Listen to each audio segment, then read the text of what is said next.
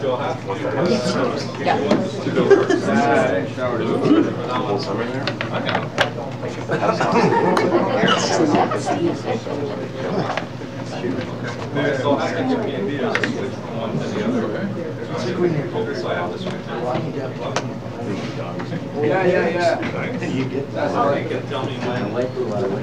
it to the other one, but then you'll still have to have someone switching the slide. Okay, ask Lynn.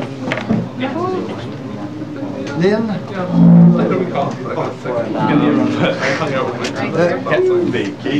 Okay, Lynn, will you be the one who will... Janet's going to do it. Janet will do it. First, he has to know also, because there are things on 3 computers, when to switch from one to the other, and those kind of technical details. Janet will? And do you start by with the communique, and then that will be No, I think, well, Gordon. Je pense que tu devrais aller avec les... Who's doing this computer stuff? Oui, mais c'est parce que là, en tout cas, il y a deux personnes. Yeah, okay, so switch. We're not using a PowerPoint for the first one. Okay, so you don't want this one up here? Or? No, not really. That will be the third one.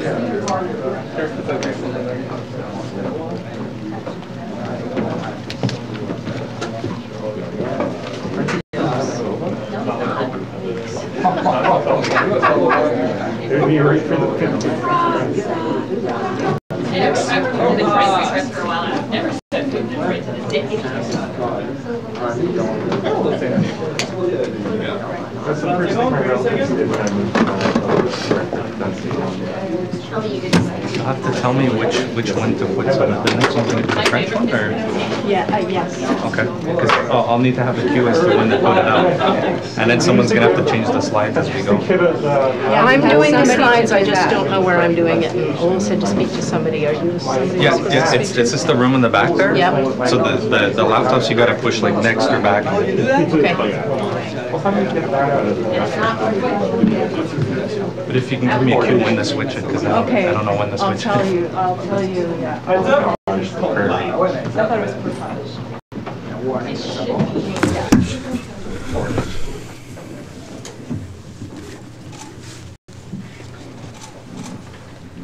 Tu te mets au centre ou bien... Non, ok.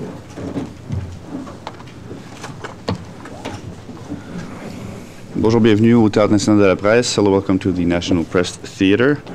With us today we have Gordon Edwards, President of the Canadian Coalition for Nuclear Responsibility. He will speak first, and then Gilles Provost, Ralliement contre la pollution radioactive, et ensuite all Hendrickson, concerned citizens of Renfrew County and area. So, Mr. Edwards, go ahead. Thank you very much. Thank you very much for turning out. And I will give the introductory remarks. After this, we're going to have a press conference. My name is Gordon Edwards. I'm president of the Canadian Coalition for Nuclear Responsibility. Tomorrow, the Canadian Nuclear Safety Commission is holding a public meeting here in Ottawa with no opportunity for oral interventions from the public. Part of that agenda has to do with industry plans to deal with the radioactive remains of 4 defunct nuclear reactors, all owned by the federal government. These dangerous radioactive structures are a part of the larger legacy of nuclear waste that is the sole responsibility of the Government of Canada. We're not talking here about the provinces, about the provincial wastes, but only the federally owned wastes. It's a toxic legacy which is estimated by the Auditor General of Canada as a $7.9 billion public liability. This morning's information briefing session will focus on the larger question of Canada's entire nuclear liability, while the press conference that follows immediately afterwards will focus more narrowly on the question of what is being planned to be done with the radioactive carcasses of these 4 defunct nuclear reactors. They are the NPD reactor on the Ottawa River, about 30 kilometers north of Chalk River, the WR1 reactor on the Winnipeg River at Pinawa, the Douglas Point reactor on the shore of Lake Huron, Kincardine, and the Gentil 1 reactor on the St. Lawrence River just across from Trois-Rivières, all of them publicly, federally owned. The individuals and organizations represented here this morning have an important message for all Canadians. Canada is entering a new era, the age of nuclear waste. Nuclear waste has been with us, but now we're talking about abandoning this waste. That's what we're really dealing with and concerned with. Unlike the age of nuclear power, which may be winding down even as we speak, the age of nuclear waste has no end in sight as it stretches into eternity, posing serious unresolved problems for countless generations of Canadians to come.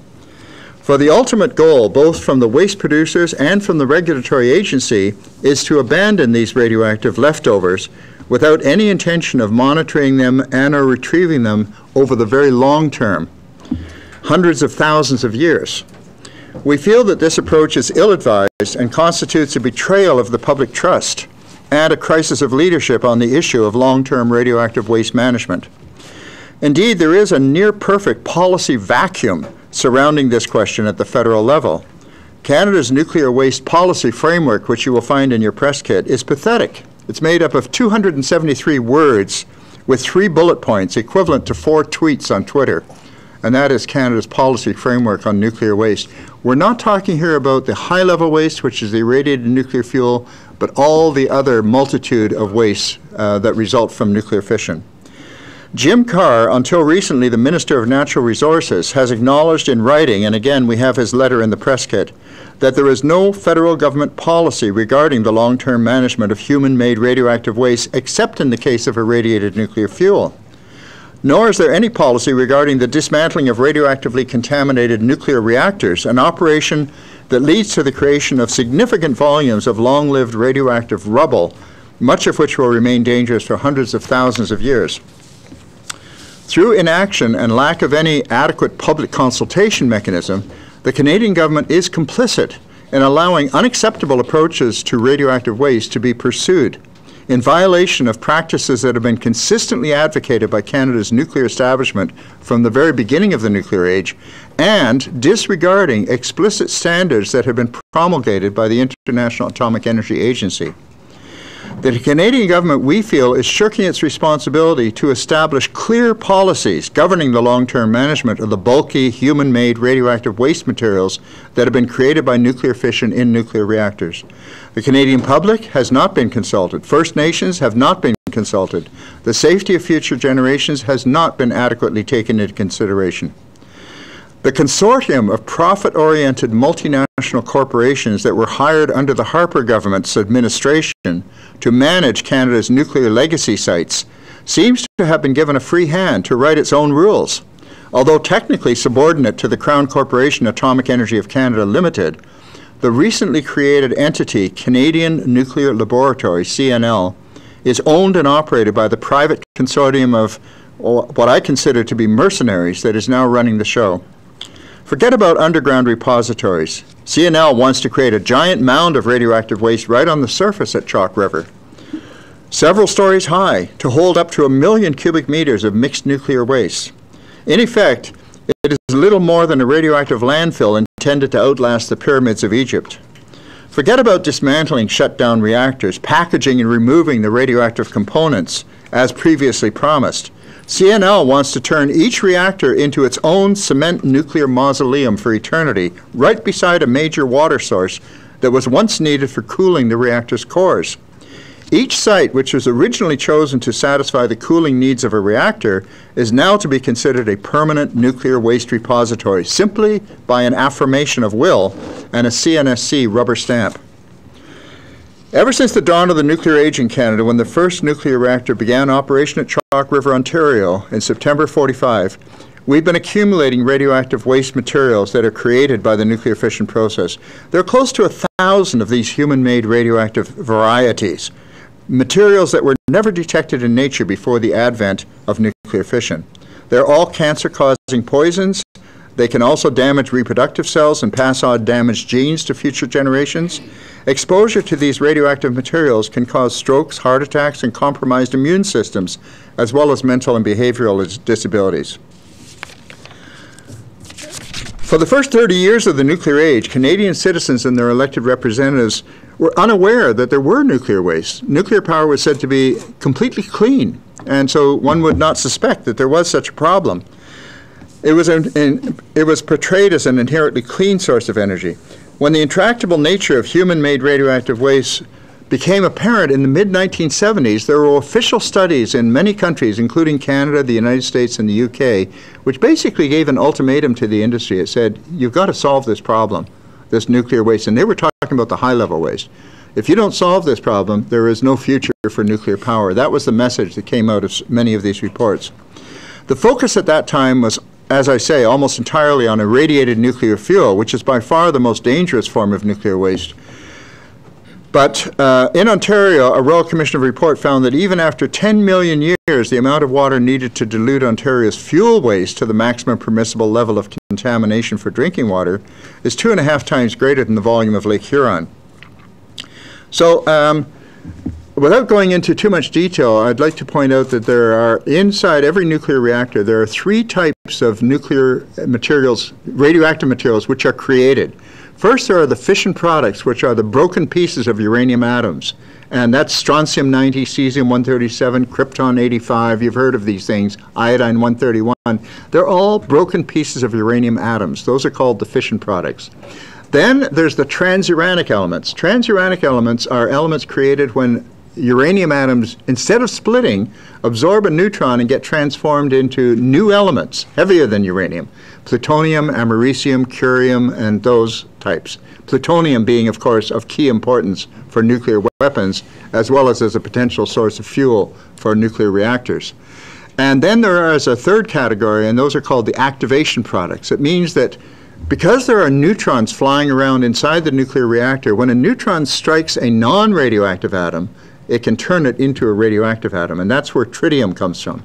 Tritium is activated. It's ordinary hydrogen which has been transformed into radioactive hydrogen.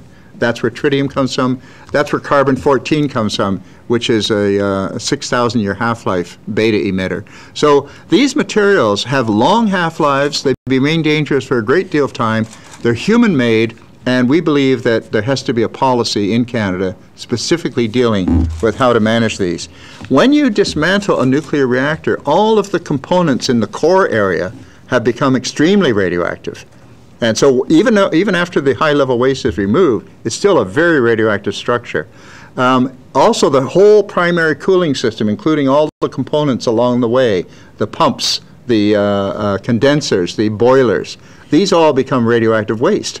So there's quite a large volume of, and then there's the contamination that just results from handling, mops, rags, filters, resins, and so on. So it's a large body. Now, in the past, they said we're going to remove these wastes from the site and return it to greenfield status for unlimited usage, unrestricted use. But now this consortium of private companies has said, oh, we've got a better way to do it. We'll just dump all the radioactive garbage into the sub-basement and fill it with grout, fill it with cement, and just leave it there for eternity. And this is where we are calling attention today to what we consider to be an abomination. This is an abomination of a policy.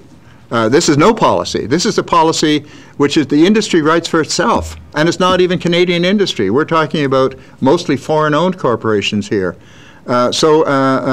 Canadians, we feel, have got to be alert to the fact, and our elected representatives, that we are entering a new era. Never before in the history of Canada have we actually given permission to abandon these dangerous materials unmonitored. Now, they will look after them for 100 years or so, they say. But ultimately, the goal is to abandon them.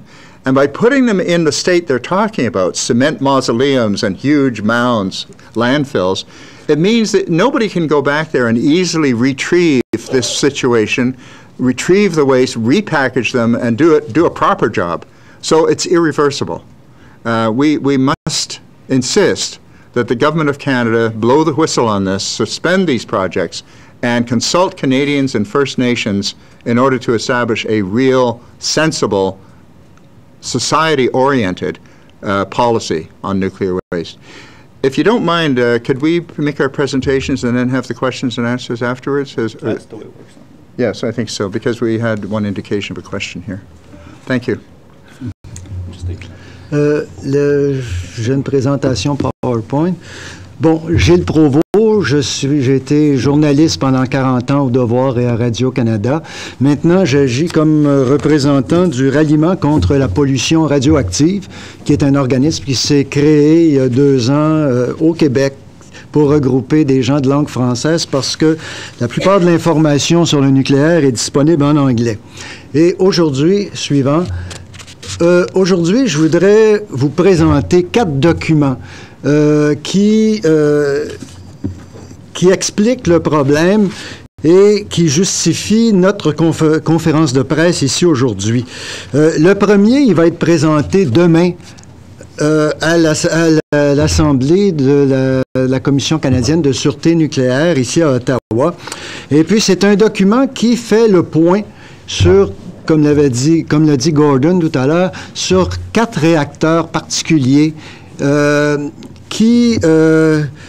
suivants. On les voit. Il y a Douglas Point à Kincardine en Ontario, Gentilly 1 en face de Trois-Rivières au Québec, la centrale NPD qui est juste sur le bord de l'Outaouais, et puis le réacteur expérimental de White Shell. Et puis, suivant. Donc, le document explique très bien que toutes ces installations sont en voie de déclassement et qu'ils sont en stockage sous surveillance en ce moment et que il y a des plans approuvés maintenant pour les démolir et on définit leur état final où ils devront se retrouver. L'état final suivant, c'est que tous les réacteurs devront être démantelés, tous les bâtiments devront être démolis et l'état final des lieux, c'est ce qu'ils appellent la friche industrielle, c'est-à-dire un terrain vague, propre, admissible à un nouveau développement industriel. Dans le cas de NPD suivant, dans le cas de la centrale NPD, du réacteur NPD qui est dans une région sauvage, on promet même que le site n'aura aucune restriction. À la limite, on pourrait y faire un parc pour enfants. Suivant. Donc, la promesse que le gouvernement a toujours faite, que la Commission canadienne de sûreté nucléaire a toujours garanti, c'est que, ultimement, tous ces sites-là vont retourner à l'état naturel.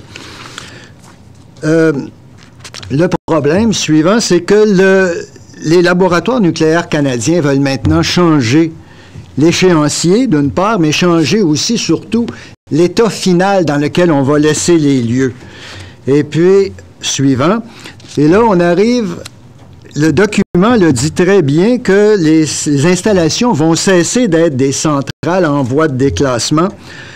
Elles vont devenir, pour l'éternité, des dépôts de déchets radioactifs. Waste Repository. Alors, c'est ça qu'on appelait tout à l'heure des mausolées de béton, et c'est sur le bord de la rivière des Outaouais. Et puis là, quand on regarde le résumé du document, ça c'est le petit bout, il y a un coin en français, on présente les 4 centrales, les 4 réacteurs comme des installations prototypes de gestion des déchets.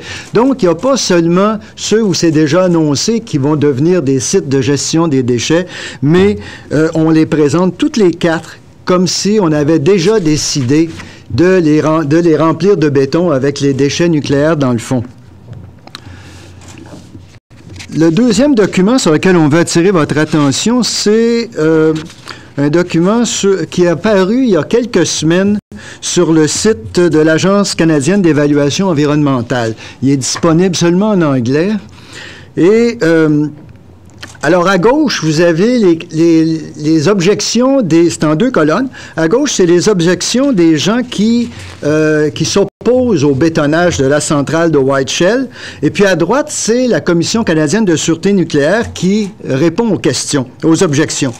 Et c'est intéressant de noter que c'est le tribunal qui va trancher le débat qui répond à la place des promoteurs.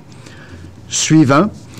Alors, l'opposant ici, il cite un document de l'Agence internationale d'énergie atomique, comme quoi la mise en tombeau, donc le remplissage de béton, n'est pas considéré comme une stratégie de démantèlement et ça ne devrait pas être une option lors d'un arrêt qui est permanent et planifié. C'est le cas ici actuellement, c'est des arrêts permanents et qui sont planifiés. Qu'est-ce que la Commission répond?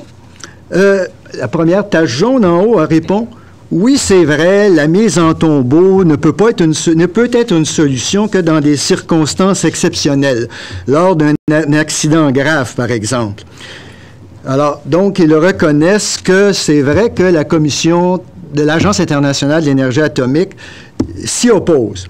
Deuxième tache jaune, ils disent « Malgré ce document de l'Agence internationale, au Canada, les demandeurs ont le privilège de choisir leur stratégie de déclassement et de démolition et de la justifier. » Puis comme on l'a vu, c'est pas une liberté qui touche juste la stratégie de déclassement, c'est aussi les objectifs finaux à rencontrer.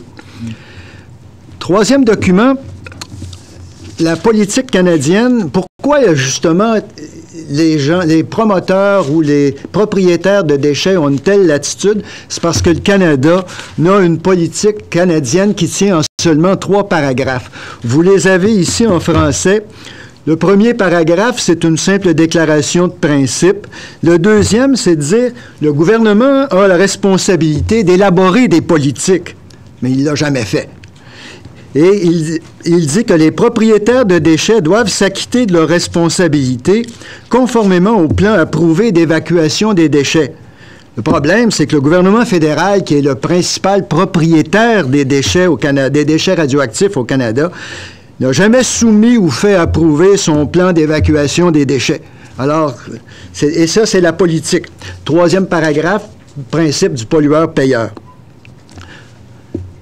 Il y a quelques mois, il y a une quarantaine de groupes environnementaux qui ont dénoncé cette absence de politique à l'Agence internationale, lors d'une conférence de presse à New York et auprès de l'Agence internationale de l'énergie atomique. Et puis là, à ce moment-là, le gouvernement canadien puis la Commission disaient non, non, non, il y en a des politiques. Alors, ça nous amène au 4e document dont parlait Gordon tout à l'heure. Il y a Francis Scarpaleggia, qui est député fédéral du Lac-Saint-Louis au Québec, qui a demandé au ministre Jim Carr, ministre des Ressources naturelles, si on avait raison de dire. Et la réponse, la première ligne, « In short, Canada does not yet have a federal policy for the long-term management on non-fuel radioactive waste. » C'est sa première phrase. En bref, le Canada n'a toujours pas de politique fédérale pour la gestion à long terme des déchets radioactifs autres que le combustible nucléaire. Et puis après ça, il commente les 3 paragraphes de la politique cadre qu'on vient de vous montrer. Donc, et puis la conclusion de tout ça, M. Jim Carr qui le dit lui-même, c'est que ce sont les propriétaires de déchets qui doivent proposer leur propre stratégie de gestion et d'élimination des déchets. C'est le vide total. Et ça, c'est les 4 documents qui justifient notre intervention aujourd'hui puis qui montrent qu'on a raison de protester. Voilà. I'm Hendrickson. I've, for 30 years, been a researcher for Concerned Citizens of Renfrew County and area, which is a very small non-government organization based in the Upper Ottawa Valley, close to the Chalk River laboratories. Next, please. In 2011, Ian McLeod documented very well the radioactive waste legacy at Chalk River. This includes the shutdown NRX and NRU reactors, over 100 other contaminated buildings, including some used for nuclear weapons plutonium production during the Cold War, liquid reactor waste, 3 reactor cores dumped in the sand, contaminated soil, groundwater, and vegetation, high-level waste fuel rods, tanks of liquid high-level waste from plutonium and from medical isotope production, solidified medical isotope wastes, commercial wastes from industries, hospitals and universities, and so forth. These wastes create a Government of Canada liability at Chalk River alone of almost $7 billion. And more than half of that results from the Cold War activities during the 1940s to 1960s. The International Atomic Energy Agency has developed safety requirements for managing these wastes. The IAEA recommends that above-ground landfill-type facilities only be used for very low-level waste. A waste mound, such as Gordon Edwards mentioned, is not a near-surface facility. The IAEA uses that term only for engineered trenches or vaults at the ground surface or up to a few tens of meters below ground. Then for intermediate level waste, which is more active, some of the reactor components that Gordon mentioned, the IAEA recommends caverns, vaults, or silos between a few tens of meters and a few hundreds of meters below ground. And such caverns, vaults, or silos could be part of a geological disposal facility. And if properly designed and sited, such a geological disposal facility could receive all the waste types. Next.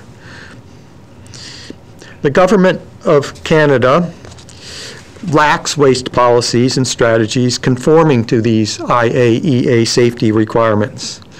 In 2014, it created Canadian Nuclear Laboratories, or CNL, as a wholly owned subsidiary of AECL. And then in 2015, it gave all its shares in CNL to a consortium of 5 multinational US, UK, and Canadian corporations. And then it contracted those corporations, that consortium, to reduce the federal nuclear liability as quickly and cheaply as possible. The consortium is proposing construction of a massive waste mound at Chalk River Laboratories for permanent disposal of all federal waste now in storage or waste that will result from future decommissioning activities, and entombment so far of the MPD and White Shell 1 reactors. Next. But the IAEA says that entombment is not an option in the case of planned permanent shutdown. It may be considered a solution only under exceptional circumstances, such as following a severe accident. Next. For over 40 years, the Government of Canada had proposed that reactors be dismantled and that reactor sites be released for unrestricted use. But then in 2014, with no public notice, the Canadian Nuclear Safety Commission convened a so-called hearing on the NPD reactor, the Gentil 1 reactor, and the Douglas Point reactor. That was held before a one-person panel consisting only of CNSC President Michael Binder. Dr. Binder gave AECL a 20-year license, transforming those federal reactors into prototype waste facilities undergoing decommissioning. Next. This is a slide showing one of several reactors at the Savannah River site in South Carolina that was used to produce nuclear weapons from 1954 to 1988. Next. And then this reactor, the P reactor, has been entombed. The U.S. Department of Energy is now promoting entombment of non-military reactors based on their experience. And Canada, led by AECL, CNL, and CNSC, appears to be following this U.S. lead. In the case of the NPD reactor, CNL would demolish above-ground structures and put all the demolition debris into the reactor vault before entombment. Only the reactor stack, which provides habitat for chimney swifts, would remain above ground. Next. This slide is taken from the Natural Resources Canada inventory of radioactive waste in Canada. CNL intends to transport waste that are not entombed with reactors to to its proposed giant radioactive waste mound at Chalk River. And some waste could come from commercial facilities as well. Next. This giant Chalk River waste mound would hold 1 million cubic meters of waste. It would be 20 to 25 meters in height. 33 hectares of existing forest would be cleared, and the mound itself would occupy 11 hectares. On that slide, you can see that wetlands are shown bordering the site in the lower and upper left. Next. After closure, the mound would deteriorate. As shown by the blue arrows, Perch Creek would carry radioactive contaminants to the Ottawa River, and that would happen for millions of years.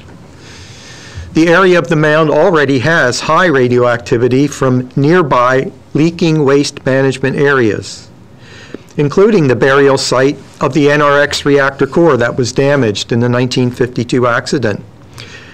Plumes of radioactive elements such as tritium and strontium-90 discharge into Perch Lake and the surrounding wetlands and just west of the proposed mound site and flow through Perch Creek into the Ottawa River. Next. After signing a GOCO, government-owned contractor-operated contract, annual parliamentary appropriations to fund AECL and CNL's decommissioning and waste management activities, including studies for the waste mound and entombment projects, increased fourfold. With no public input, minimal federal oversight, and no federal policy, foreign-owned companies are being given large amounts of public funds with a broad mandate to conduct decommissioning and waste management activities at federal nuclear facilities. Next. Studies of the feasibility of geological facilities in Canada date to the 1970s, but other countries have moved ahead with geological facilities for their low and intermediate level radioactive waste. This figure shows a facility in Finland that conforms to IAEA safety requirements. Next. The finished facility has tunnels that are bored several tens of meters into crystalline rock. Low and intermediate level waste are transported to separate silos through these tunnels. Next. And here's a close-up of a silo for low-level radioactive waste at the finished facility. Next and final slide. Some Chalk River buildings, such as the Plutonium Recovery Laboratory, which is the white building just on the very far right, middle right of that slide, have large amounts of long-lived intermediate level wastes, or ILW. CNL initially proposed to put ILW in its proposed mound, but then it withdrew that proposal. The current decommissioning plan for Chalk River includes a 5-year siting exercise for an ILW facility. This was to begin in 2014, and then design and licensing would be in 2019, construction in 2026, and operation in 2036. However, in December 2017, CNL submitted a new plan to CNSC, a new plan that omits any ILW facility siting process, and it delays the start of any design work until 2026. So are taxpayers getting value for money from the government-owned contractor-operated contract? Not in our view. Thank you. Thank you. Are you guys taking questions right now, or are we welcoming? Yes, I think we can. Yeah, okay. All right, Julie Van Dusen, UCBC. Yeah, hi. So you've thrown a lot of information, acronyms, facts. So we have to boil this down. So you can just tell us very simply, what is the best way to get rid of this stuff? We don't know how to get rid of this stuff. It's impossible. We have to, the fact is radioactivity cannot be shut off. We have no method known to science for getting rid of it. All we have is techniques for storing it and keeping it out of the environment. Essentially, we can do this. We know how to build containers that can withstand environmental factors for decades or even centuries, but not forever. And this is really the problem, the radioactive waste problem, which the nuclear industry never put forward in the early stages, the first 30 years of the nuclear age. So we're now facing this problem and trying to pretend that we have solutions. These solutions, in our view, are neither scientifically justified nor ethically justified. But it is a societal problem, not an industry problem. We feel that there's a fundamental failure of leadership here in that the government of Canada is allowing private for-profit companies to decide what they consider to be most convenient for them. Now, the only reason why they changed their plans, as stated, with regard to the mound, putting intermediate level waste into that mound, is because of the uproar from citizens groups up and down the Ottawa Valley. 18 municipalities in the island of Montreal passed resolutions against this, many other resolutions up and down the Ottawa Valley, and so they have basically retreated from that due to public pressure. And now what they're doing is they're putting the mound project on the back burner, and they're putting the decommissioning of the reactors on the front burner. And that's why the decommissioning of the reactors by in situ concretization, turning them into concrete waste storage facilities, that has now been put on the front burner, and that's what they're trying to get approved. We feel that you have to nip this in the bud if you think that it's a bad idea, and that's why we're calling this press conference today, in order to alert people to the fact that this is the beginning of the age of nuclear waste in the sense of plans to abandon this nuclear waste. So by putting it in the containers, though, you say that, I guess, it keeps it there for decades, but it doesn't protect people like 100 years down the road or whatever? Well, that's why Finland has gone for geological caverns, and that's what the IAEA recommends. So certainly we should be investigating that. That should be part of the government policy to investigate those sorts of recommendations from the IAEA for a longer-term way of dealing with it. It's not necessarily a permanent solution, because some of the caverns that have been constructed to date have had serious problems, like the waste isolation pilot project in New Mexico for some of the federal waste in the United States. However, if such a cavern was designed such that the waste are properly packaged, that could be monitored, and they could be retrieved if anything goes wrong, it would be far better than the proposals that we're being faced with now. Carl Myers? Thanks. Yeah. So it seems pretty straightforward. You put these things next to water sources and they'll start to leak radioactive waste into them. But do you have proof of that happening? Do you have proof that their designs are necessarily going to lead to leaks? I don't think the burden of proof is on us to prove that they're going to leak. The burden of proof should be on the regulator in the industry to prove that they are not going to leak. And this proof is not forthcoming. In Germany, there were 2 underground repositories for low and intermediate level waste, the kind of waste we're talking about here, not irradiated nuclear fuel. One of them was called the ASSE-2 project, ASSE-2. And it is now acknowledged by the German government to have been a complete failure. And it was leaking for 10 years before the industry even told the government that it was leaking radioactivity. Now the German government has allocated $2 billion to take the waste out of that repository because it was improper. It just simply is not a solution that is acceptable.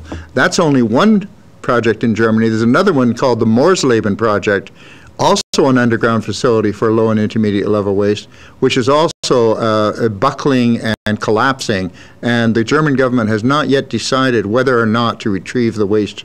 But we feel that the waste should be retrievable because of the fact that we humans are fallible, and we do not know a permanent solution at the present time. So the waste should be, we believe, properly packaged and available to be monitored and retrieved at any time when things start going wrong.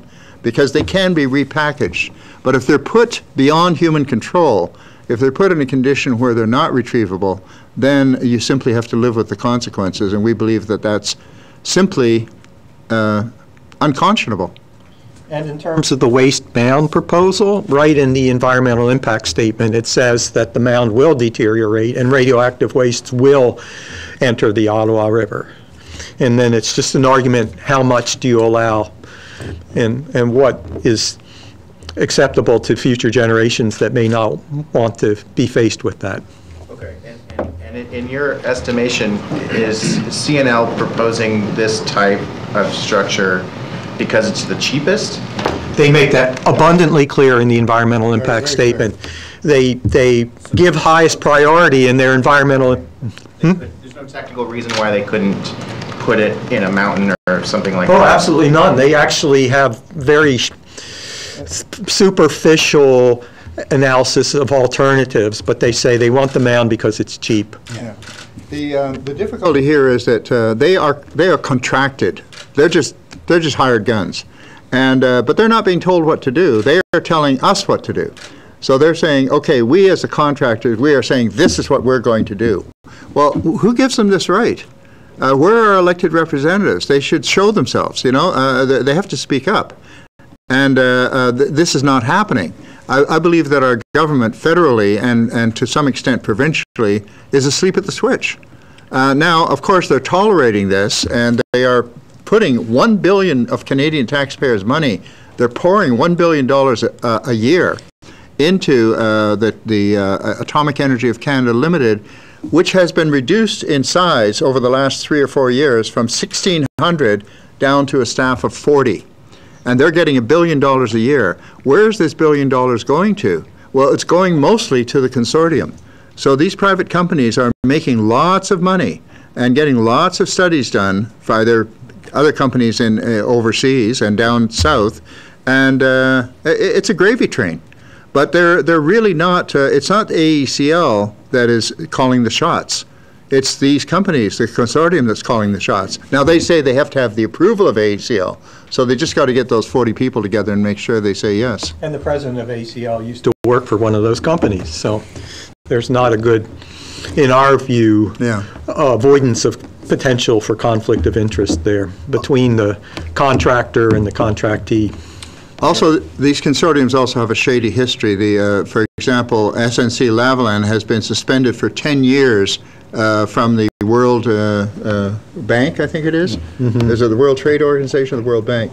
They can't even bid on overseas projects because they have confessed to unethical behavior in overseas contracts. I believe they're also up on charges for fraud related to the Montreal Super Hospital, SNC-Lavalin. There's other companies, for example... I'll do. CH2M has actually pleaded guilty to time card fraud at its Hanford site.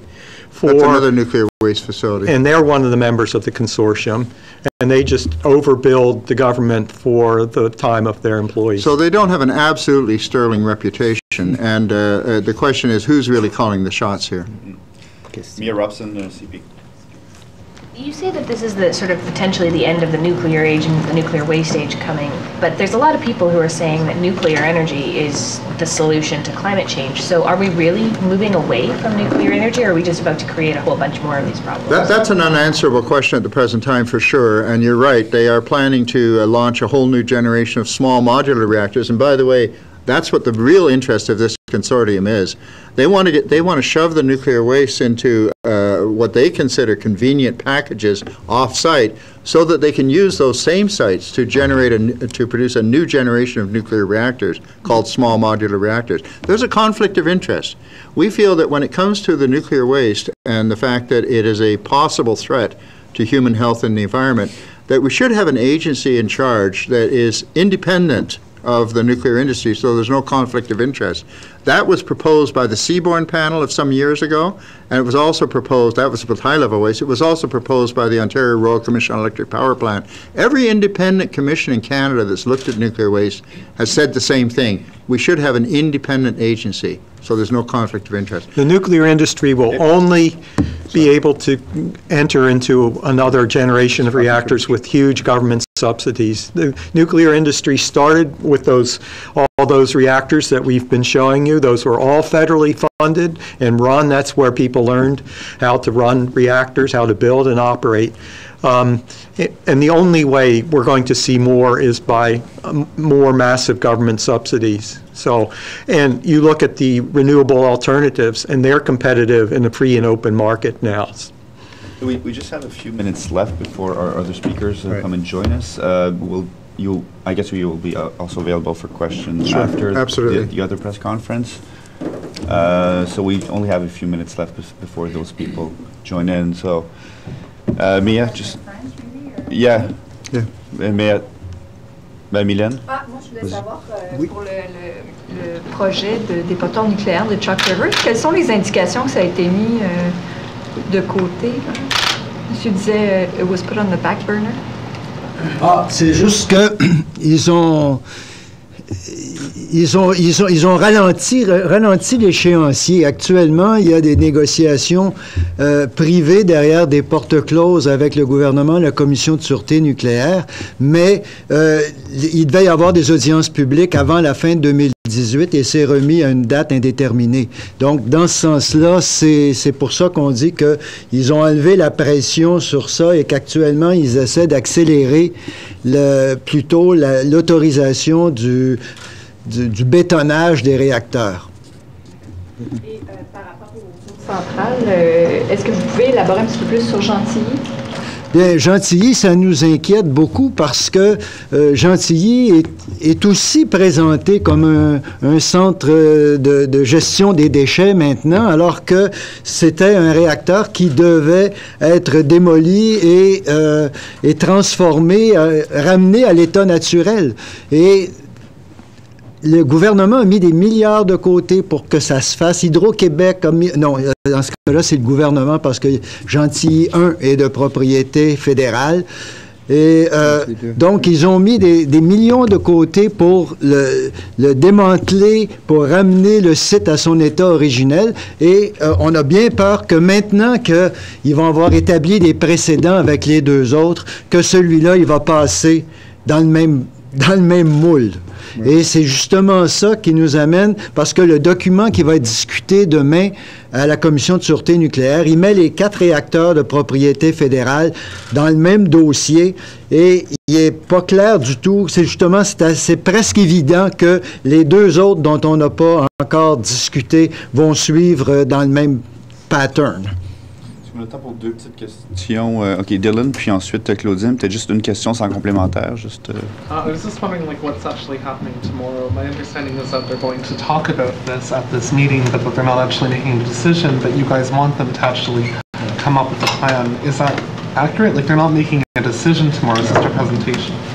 The license is for 20 years. 2034 is when the decommissioning of these, the prototype waste facilities, it next comes up for licensing. So in theory, there won't be another public hearing for until 2034 on this. No opportunity for the public. But you're right. Tomorrow is not a decisional meeting. Tomorrow is an information update from CNL for the commissioners, and that's true. Claudine Richard, RDI. Pour Chalk River, les inquiétudes sont les mêmes aussi pour l'entreposage de ces déchets-là, le dépotoir?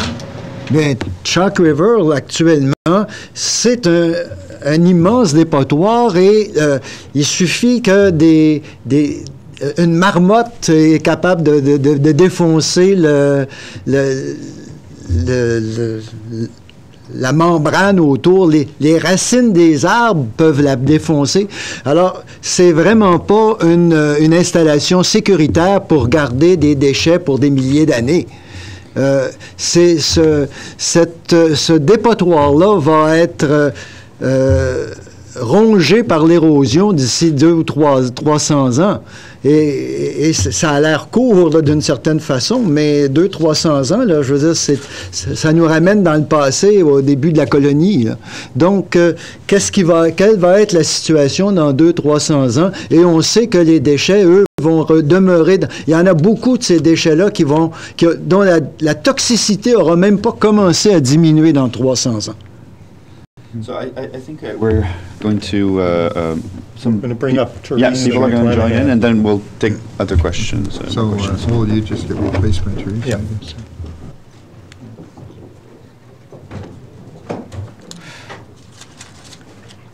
Will they be giving comments first, or Sorry? will they be giving comments first, or just taking We're going to questions? take the order, just this 1, 2, 3 order that we had before. I'll start, and then Gilles. Okay, so you have a comment Yes, as well. Senator Press statement. A minute.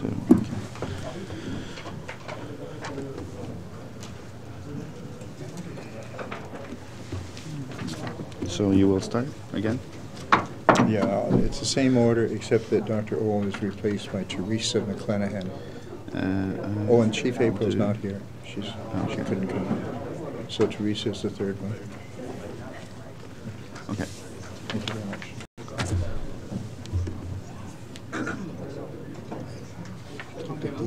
Oh, yes, thank you. So, wait for your cue. Okay.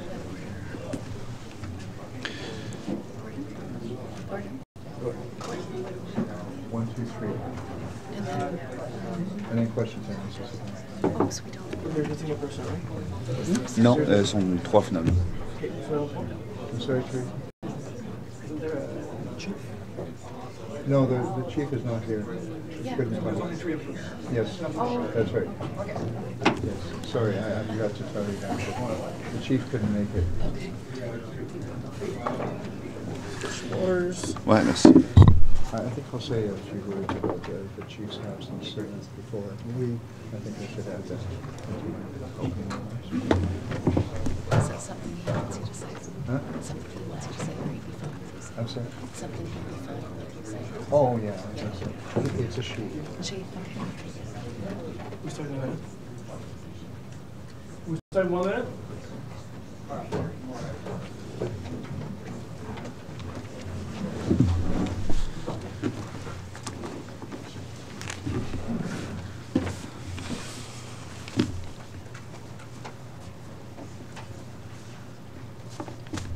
Okay, so Mr. Edwards will make another statement, and then Mr. Provost, and then Theresa McClenaghan. Go ahead, Mr. Thank you very much. Chief April Adams Phillips of the Kanesatake could not be here today. She sends her regrets. But she asked me to make a statement briefly on her behalf that the Anishinaabe Nation and the Iroquois Caucus of Ontario have joined forces and created a task force on radioactive waste, and they're very concerned about the very same issues that we're talking about, but from this perspective of the fact that these Native people regard the land as integral to their very existence, and they feel that to proceed as we are now proceeding is unconscionable again, and in violation of their own fundamental rights. There is, I just should mention to you that Chief April Adams Phillips was part of a delegation in at the United Nations, which you can view the presentations on the United Nations website. I can provide you with the link. And Dr. Ole Hendrickson and myself were there as well as Grand Chief Joan Norton of the Iroquois and the Grand Chief Patrick Madabi of the Anishinaabe Nation. So that's available. So my statement, pardon me for the repetition, but we felt that we wanted to talk about the decommissioning of these reactors, but not as an isolated event. That's why we wanted to have an information session that dealt with it in a more general context first. But the press conference is really focusing on this bétonnage of nuclear reactors. I'm sorry to interrupt. Maybe we should leave more time for questions, because I feel there's a lot of time for questions. There's a lot of questions. Yes. Okay. And so maybe we can just proceed with the statement. I'll proceed right away. Faster.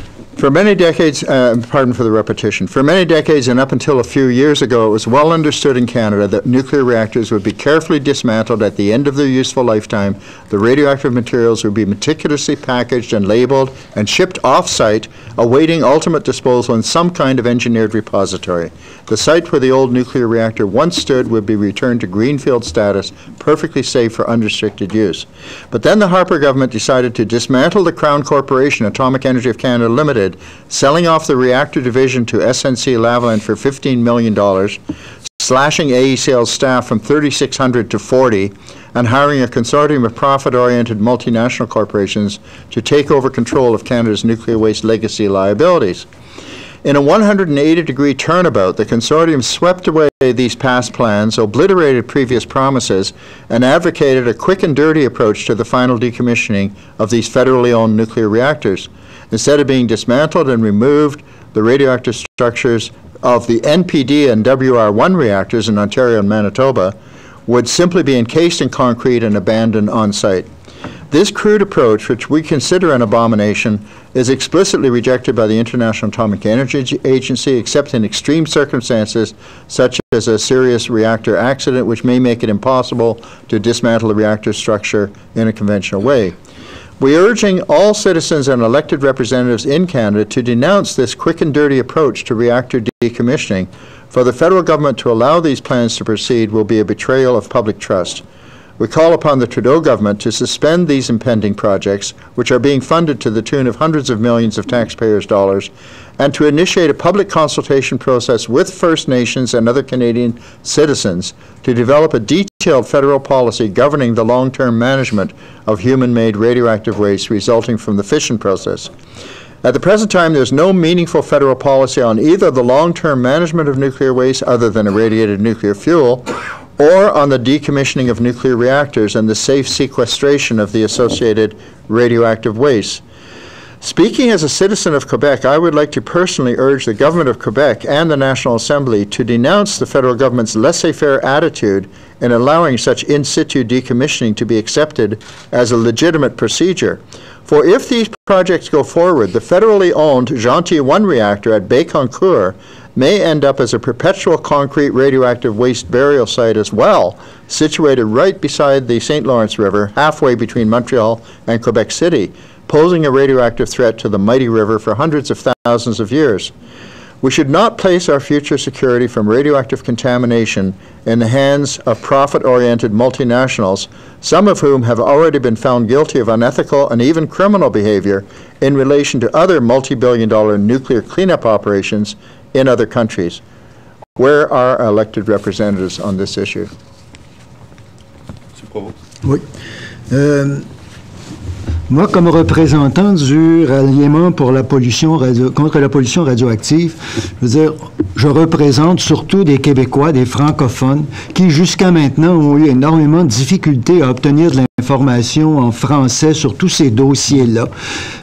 Par exemple, dans le cas du dépotoir, au départ, la consultation publique avec les audiences publiques, tout le document était disponible seulement en anglais. Il a fallu demander à la commission d'accès, la commission des langues officielles que l'on traduise le document en français.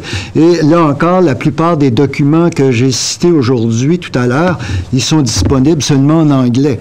Donc, il y a une obligation de rejoindre la communauté en francophone qui, comme par hasard, est juste en aval du dépotoir de Chalk River puis de la centrale NPD qu'on veut maintenant cimenter.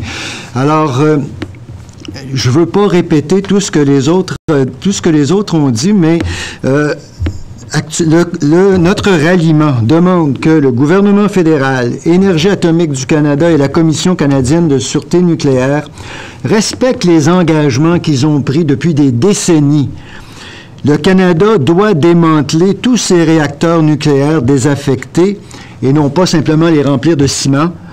Et il doit remettre les sites dans leur état originel, comme ils s'y sont toujours engagés et comme c'était garanti par la Commission de sûreté nucléaire.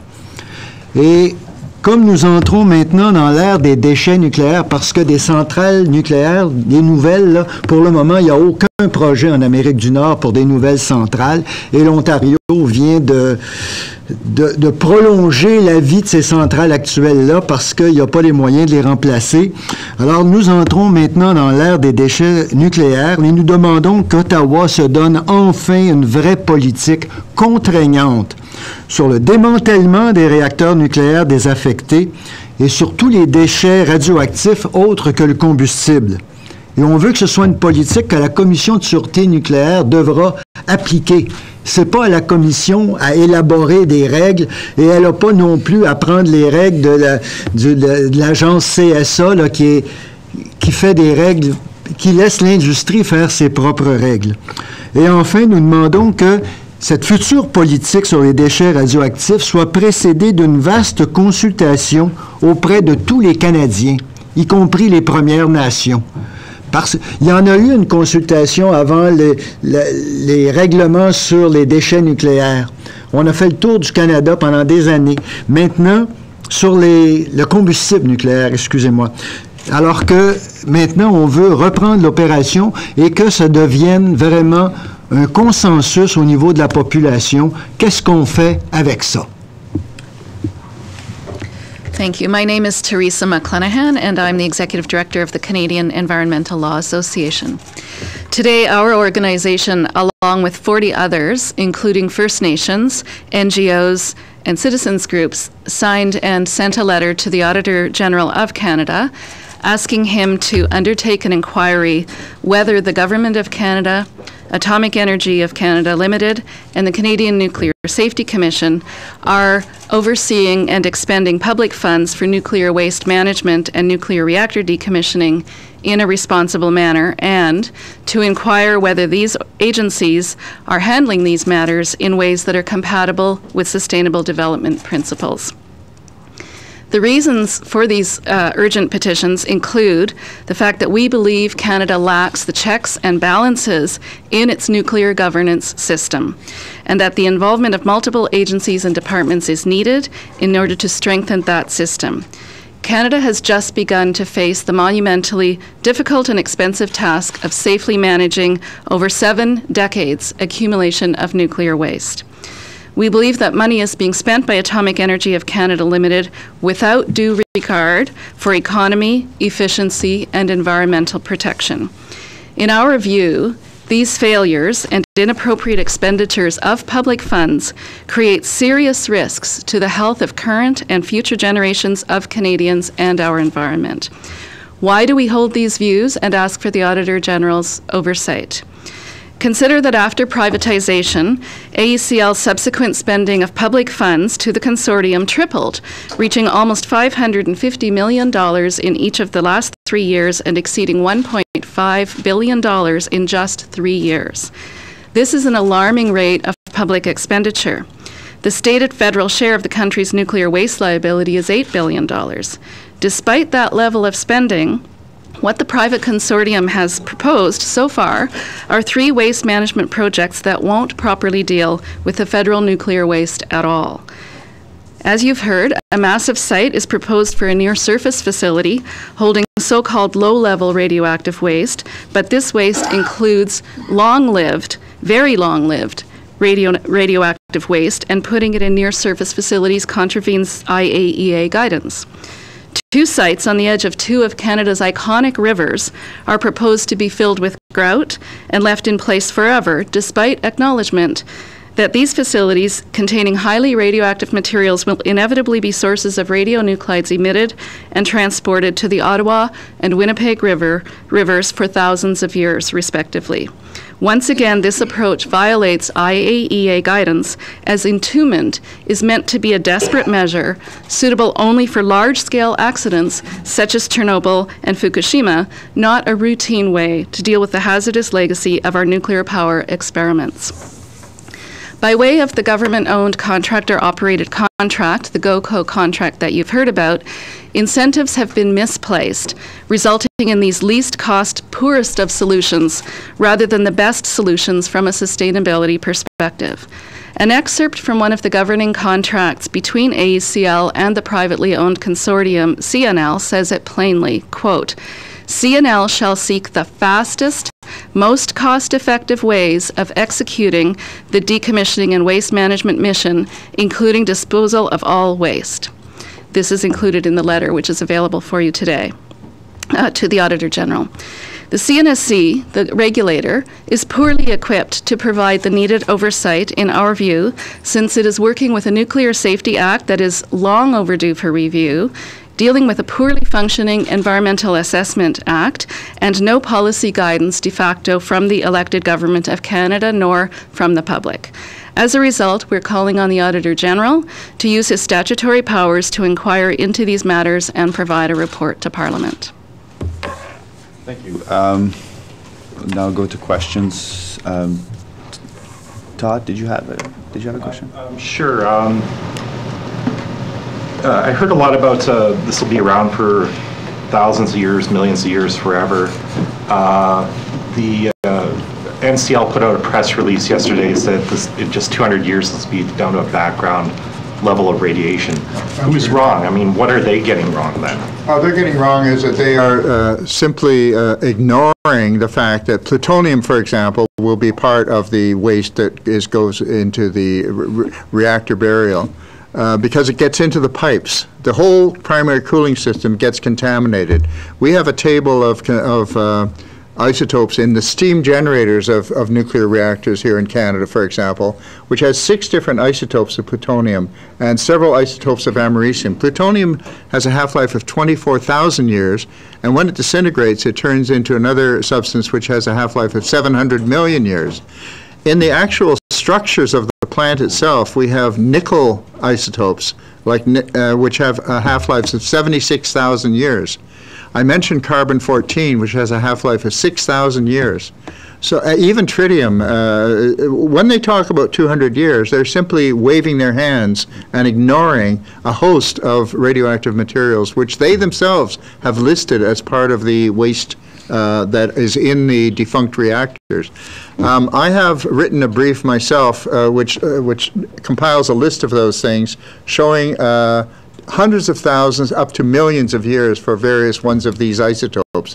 That's not irradiated nuclear fuel. That's the stuff that's in these defunct reactors themselves. So I think that what we're getting is public relations bafflegab and not facts.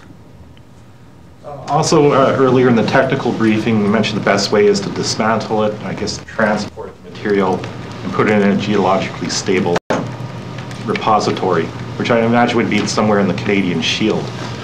How do you overcome the NIMBYism that's going to come from a lot of the First Nations groups? I'm talking beyond the ones you mentioned that you're allied with, James Bay Cree or the Swampy Cree or the OG Cree, or any of those groups in the Canadian Shield where they may be asked to take this material. I don't think the NIMBY question is really appropriate in terms of the First Nations people. I think that they have, and along with many other communities, they have simply advocated that the first step should be to stop producing this waste, that since we don't have a solution for it of a permanent nature, we shouldn't be making it. And in fact, that's what government reports stated back in the 70s, is that really there should be no further building of nuclear reactors unless these problems can be solved to the satisfaction of society as a whole, not just to the satisfaction of the nuclear industry. So I think we've missed out an essential step here. And that is that what do we as a society, what are we willing to put up with in terms of these wastes? Now, even on the land where the Chalk River site Chalk River, of course, is one thing. These other sites are something else.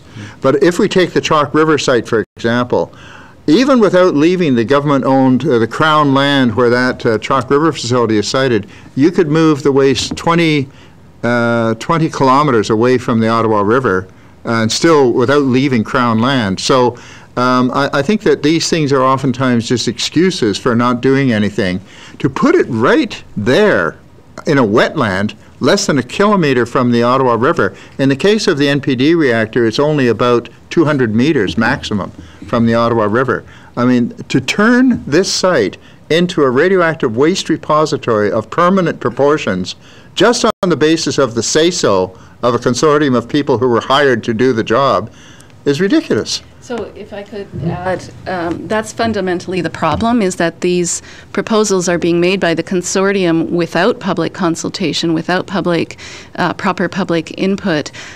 These ideas about in situ decommissioning just came out of the blue. I think, frankly, they were hoping to fly them under the radar. It sounds very innocuous to talk about in situ decommissioning. And then people started to dig into it and realize that what they were proposing was grouting those research reactors and leaving them right there on the banks of each of those two rivers, which, as Gordon says, begs questions about what's planned for the other demonstration and research reactors that the federal government owns. But the problem is that with nuclear waste policy, we don't have a policy that's been developed properly with public input. And it's appropriate that people on transportation sites, people in the communities where the waste may end up, people where the waste is today, and the Canadians in general all have a say about appropriate factors to take into account. And we don't pretend, as Gordon has already described, that we have the answers. But what we do know is that a proper inquiry hasn't been made, and that choosing a solution because it's the fastest, most cost-effective way is absolutely the very most wrong way to go about it. Moi, je voudrais rajouter que les déchets qu'on met dans le dépotoir actuellement, ils veulent même pas nous dire les quantités qu'il y a. J'ai fait une demande d'accès à l'information pour avoir accès à des documents qui décrivaient combien de plutonium, combien d'uranium, combien de... et on m'a dit non, c'est secret parce que ça pourrait aider des terroristes. On est prêt à abandonner ça pour l'éternité à la surface du sol, mais c'est trop dangereux pour nous dire combien on va en mettre parce que les terroristes pourraient le savoir. Alors, à ce moment-là, ils peuvent bien dire que dans 200 ans, il ne restera plus rien, mais on n'est même pas capable de savoir ce qu'il va y avoir dedans. Julie? I don't know if you can answer this in French. I won't be able to No, answer okay. So people are, yes, worried about the environment, but a lot about what happens with their money. So do you mind if you can re-explain a little bit what are your worries around that? The worry with the money is that the amount of public funding being allocated to Atomic Energy of Canada Limited has tripled or quadrupled in the last 3 years. Subsequent to the privatization and the new contract. But what we're seeing for that money, for that $1.5 billion, are these extremely poor proposals that are the supposedly cheapest and fastest things to do with the waste. Of course, it's going to be cheapest to leave a reactor in place, throw all the top buildings into the basement and pour cement on it. But that's not the best answer, and it's admitted in their documents that it's not going to hold that material in place for the long time frame that the materials are radioactive. So we're spending a lot of money on the consortium, and we're not seeing a proper process, we're not seeing public input, we're not seeing good solutions, we're not seeing sustainability principles reflected in the decision making.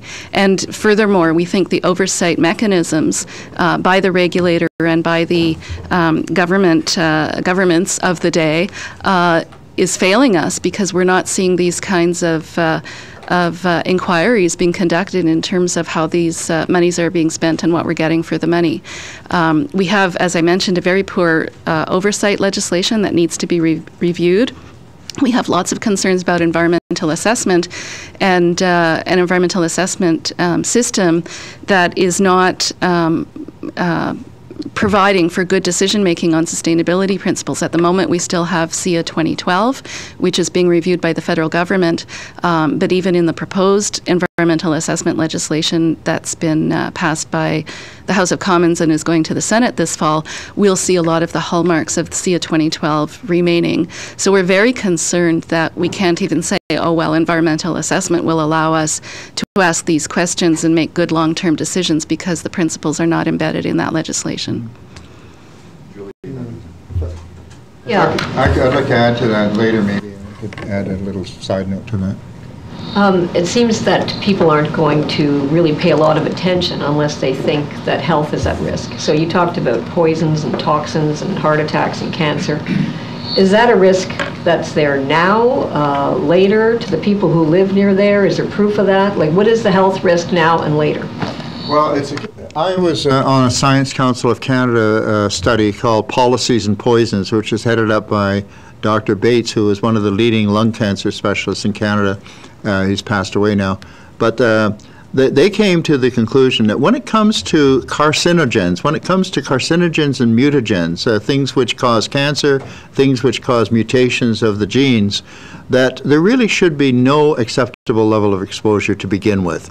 you shouldn't say there's a certain level of exposure which is acceptable. And the reason for this is because, as in the case of asbestos, we've discovered that there is no such thing as a safe level because all carcinogens, not just radioactivity, but all carcinogens have the property that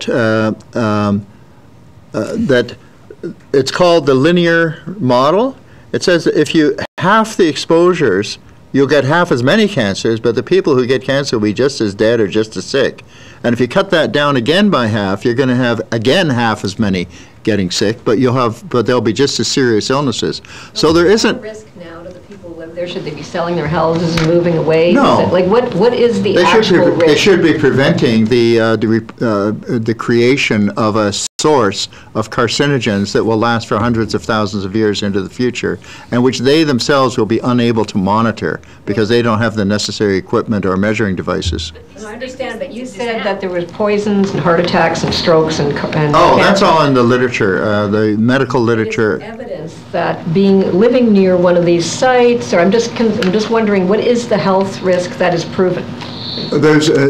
I'm basing this on international studies. The U.S. UNSCEAR, which is the United Nations Scientific Committee on the Effects of Atomic Radiation, the National Academy of Sciences BEER reports, which is the biological effects of ionizing radiation. There have been a series of these reports issued over the years with multi-panels of experts, usually 24 experts, and they publish these reports based on studies of specific populations that have lived in a certain circumstance, that have been exposed to certain radionuclides, and the literature has confirmed that this is the way, these are the diseases which are caused, and that they are linearly related to the exposure.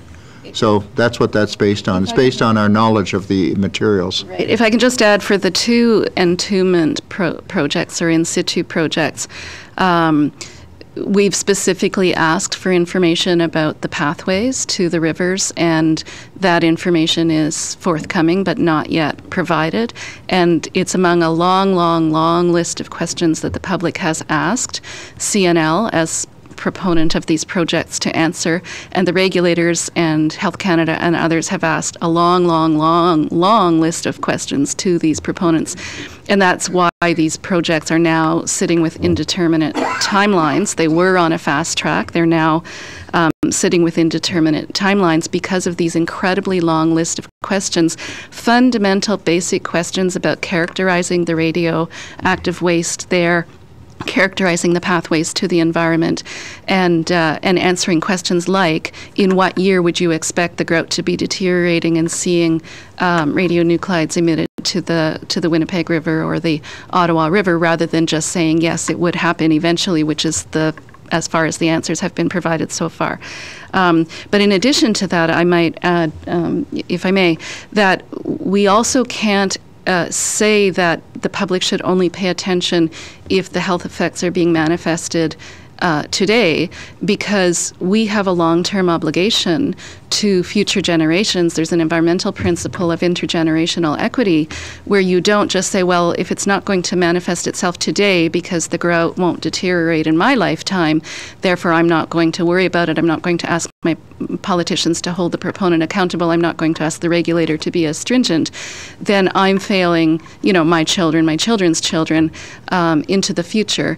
And we would be in a bit of a pickle, I may say, if we had generations, not even 7 generations, not even 50 generations before us, but a generation or 2 before us who had made these decisions and left us with these kinds of consequences. We are the first couple of generations coping with this experiment in nuclear power, which, we think has turned out very badly because of this legacy.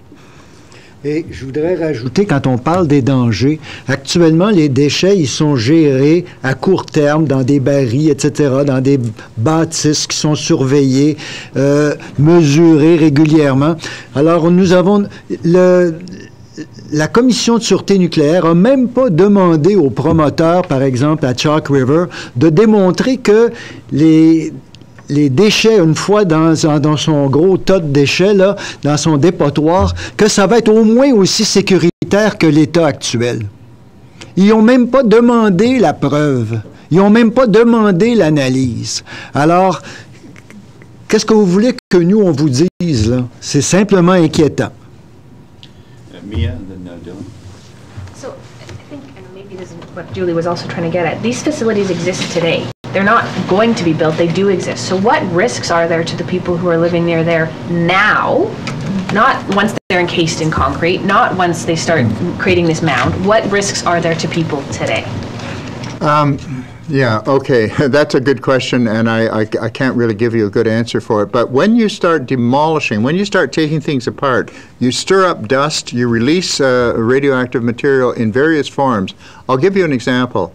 In 2009 at Bruce Power Generating Station, they refurbished the Unit 1 reactor, and as a result of carelessness on the part of the management, 500 workers, over 500 workers, were exposed to breathing plutonium-contaminated dust on a daily basis for almost 3 weeks.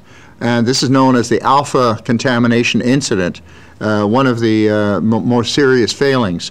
Now, the reason for that is that under normal operation, when the reactor is operating normally, the workers are not exposed to that material. It's only when they start pulling the tubes apart. It's like opening up a vacuum cleaner. You know, all the dust is there. Well, that dust is radioactive. And this stuff turns out to be, it was plutonium-contaminated dust, which doesn't register on the radiation monitors because it's a low penetrating form of energy. It's one that doesn't really set off the alarms. And so it wasn't till almost 3 weeks that they took air samples and found out that the workers had been breathing this material for 3 weeks. So it's in the process of dismantling and pulling things apart that you spill things into the environment. You try not to, of course, but it happens. So why would we dismantle them? I'm sorry? Why would we even bother to dismantle them then? Well, that's what that's a good question too. It can be done safely. It was not done safely in this case. The workers were told they didn't need to wear respirators. If they had been issued standard respirators, they would have been perfectly safe. They would not have breathed any of this material. That's why I say it was a failure on the part of the management, because they should have known about this. They should have taken the appropriate protective measures. Why did they not wear respirators? I suppose it's to save time and to make the job go faster. And again, it's the same principles that Theresa McClenaghan has mentioned here, that to try and save money and do it faster is not necessarily the best approach when you're talking about eternity. Dylan? I was wondering about the White Shell facility. From the reporting that I've read, the folks in Pinawa aren't really concerned from what I can see. I don't see a lot of groups. I see one sort of Manitoba person named in your document here. It seems like, you know, if anything, they're kind of doubling down. They're looking at private sector ways of doing nuclear energy. I'm just curious, is this a concern for people who live there? And if not, why not? I can't really answer the question. I think that there's a lot of unawareness in society generally. And in the case of Pinawa, you know, this is what we call a company town. I mean, the people who live in Pinawa were, I mean, that's a town that was created, really, I believe, to house the White Shell Nuclear Research Establishment, which is more or less the western counterpart of a Chalk River. We had the Ontario-based Chalk River establishment, and they wanted something that was more pan-Canadian. And so they established the White Shell Nuclear Research Center. That being said, there are retired scientists from AECL who've been writing letters to the Canadian Nuclear Safety Commission in the environmental assessment process for White Shell, as well as for Rolfton, and who are very familiar with that facility and raising very serious concerns about it, and asserting that there is insufficient justification for the change to the already approved environmental assessment for decommissioning that facility. So they're very knowledgeable people who are raising questions with the Commission, and in my view, that's partly why that facility is now on an indeterminate timeline while they are answering questions. There also is a lecturer at Manitoba, or University of Winnipeg, pardon me, who's also a journalist and has published a number of articles in the Winnipeg Free Press, who's quite familiar with the history of that site, and some First Nations as well who are concerned there. I can send you a copy of that letter. It's signed by a number of scientists at White Shell who are concerned about this and raising serious questions. Thank you. I was also wondering, I know there's dispute over pensions right now involving Pinawa and I think Chalk River as well. That doesn't really play into this, is that correct? I'm sorry. No, I don't know about that, and these letters have been penned for the past few years. Yeah. Yeah. That's right. Vous avez une question, Milan? Allez. Milan Pratt de la presse canadienne.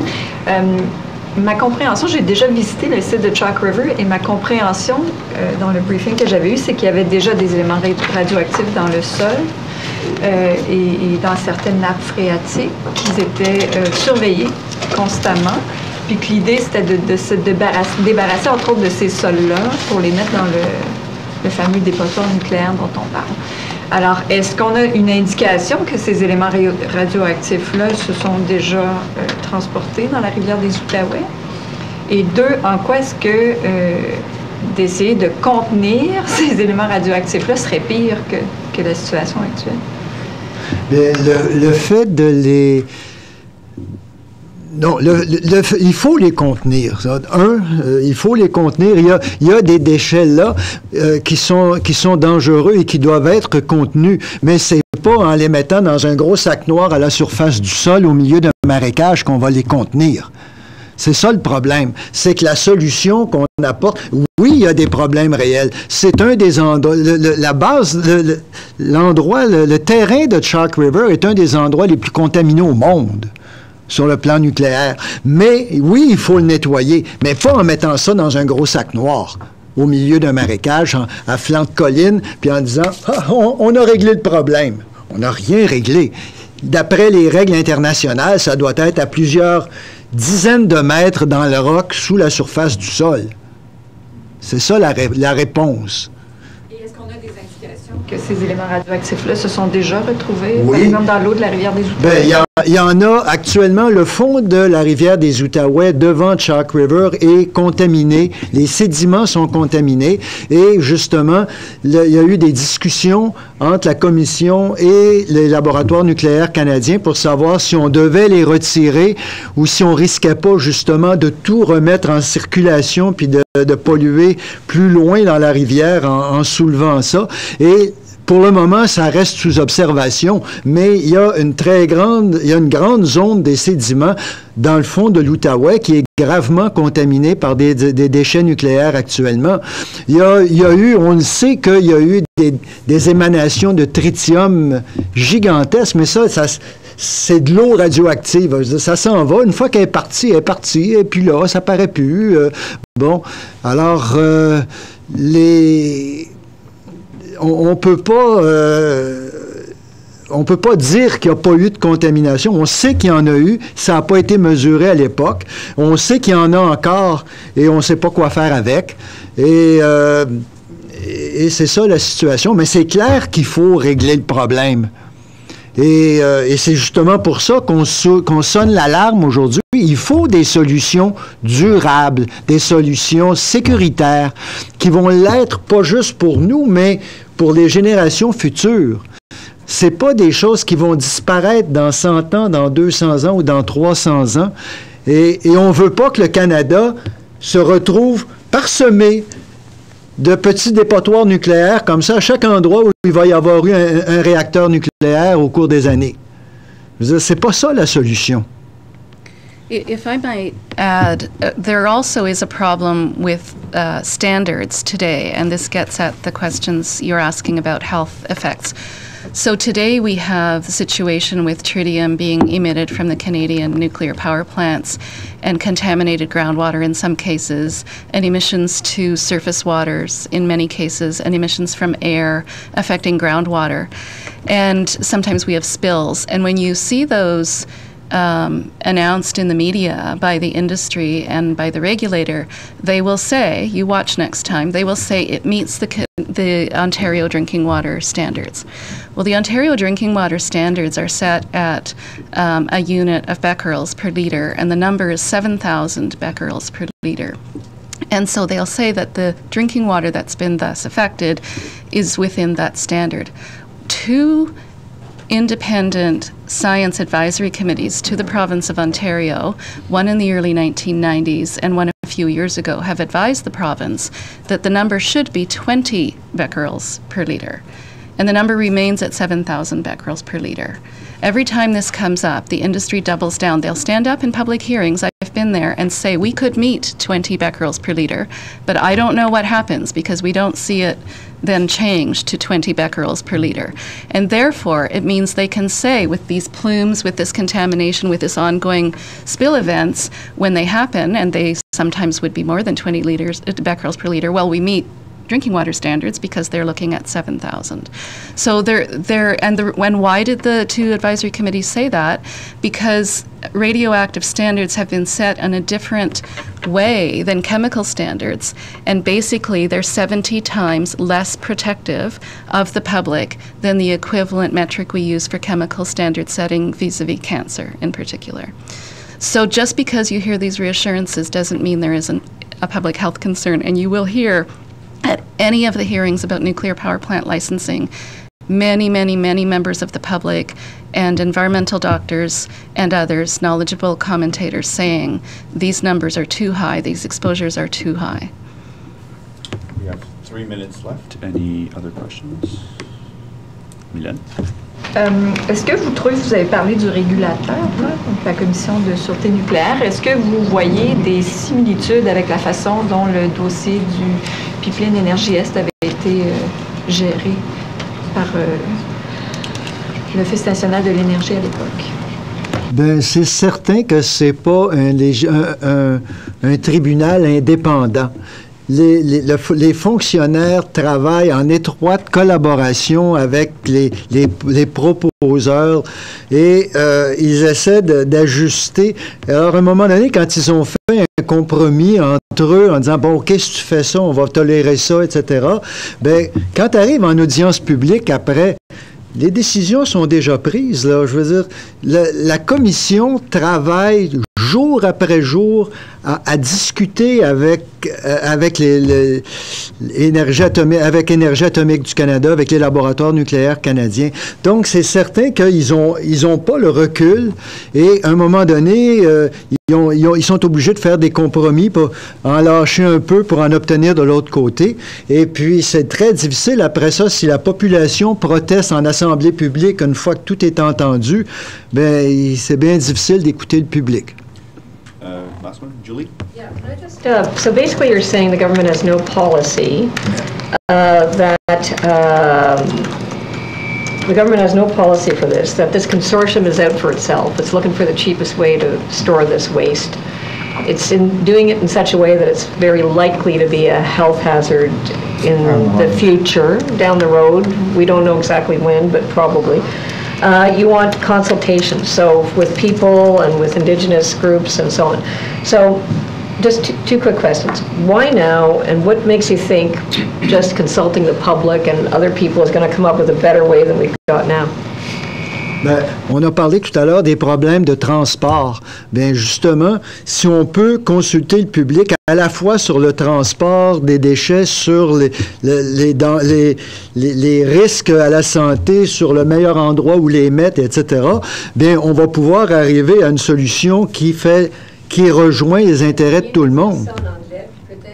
Élaborer, comment ça se fait que vous pensez que le public aurait des meilleures idées que ce qui arrive maintenant? Ben, parce qu'ils ont fait des audiences publiques et ils sont inondés de protestations du public, de mémoire du public, et ils sont pas capables d'y répondre. Ils sont obligés de retarder les prochaines échéances et puis ils prennent des mois pour réussir à répondre justement aux objections du public. Isn't that why they're not consulting the public? Because the public won't want any part of it. They won't. You're always, when you're looking at environmental decision making and environmental assessment, I often say in many spheres, we're choosing the least bad of a number of bad solutions. For sure, when we're looking at our energy supply going forward, we shouldn't be repeating this mistake anymore. We are repeating it, but we shouldn't be repeating it. We know better now. And then when it comes to dealing with the problem we've already created, there is no good answer in front of us. So we have to choose the least bad of a bunch of bad solutions is where we're at. If I might mention that In the 70s, when the nuclear waste issue first emerged in Canada and elsewhere, they had extensive public hearings. They had, the Seaborne panel had hearings in 5 different provinces, public hearings. They had hearings with First Nations. It was a 10-year process of environmental assessment. And a great many things came to light that were not put forward by the industry originally. The industry thought it would be a slam dunk, that it would be an easy matter to get rid of this nuclear waste. In fact, they said publicly that it was not a technical problem at all. It was only a public relations problem. Going through this process means that academic scientists can bring their testimony to bear, other government departments can bring their expertise to bear, the rights of citizens down the line, medical expertise. There's not a lot of medical expertise within the nuclear industry here in Canada. And all of these different views and points of expertise can converge to provide a much more realistic picture of the nature of the challenge. And that's what's happened with the high-level waste. We have not had a similar procedure with regard to low-level waste. And it's important to realize that the Seaborne panel that was established at that time was an independent panel. It had people who were somewhat associated with the nuclear industry, people who were not at all associated with the nuclear industry. So there was a built-in balance of views in the panel itself. And all of this is really essential for major decisions which are going to affect society on such a grand scale over such a long time. There is a temptation to view such thing as the NPD reactor as a very local concern, because it's just there it is up there in the God knows where, you know, quite remote and so on. But in fact, it's the thin edge of the wedge. The point is, if they do this with that reactor, what are the implications down the line? What is coming next? And I think it reflects a question of, are we going to approach this question with the sobriety and the scientific acumen that it deserves? Or are we just going to let people say, well, this is an easier way to do it, let's do that? So it's a fundamental question of how we determine the future of our society with regard to these wastes. Don't forget, I mean, the government has already acknowledged that they're going to spend, the utilities are going to spend up to $22 billion now to find a home for the high-level waste. That's a huge amount of money. And granted that it's a lot of money, but everybody feels that, yes, it's really necessary because these wastes are so toxic that we have to take every precaution that we can. We're not doing that with these other wastes, which in many cases are the same materials at a lower concentration. They're not different from the irradiated nuclear fuel. They're just lower concentrations of the same kind of material. So if you do a bad job of storing that waste, then the stuff that you're trying to protect with the high-level waste is getting out into the environment anyway, simply because you didn't do a good job at the lower end of the scale. Thank you, everybody. We're all out of time. We can ask the question. Thank you all. Thank you.